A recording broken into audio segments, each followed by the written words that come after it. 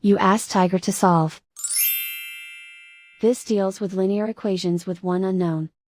The final result is n equals -1/7. Let's solve it step by step.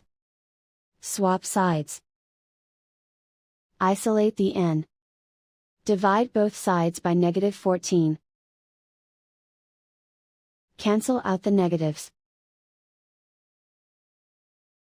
Simplify the fraction. Move the negative sign from the denominator to the numerator.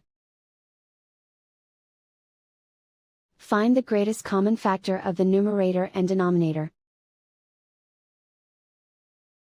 Factor out and cancel the greatest common factor.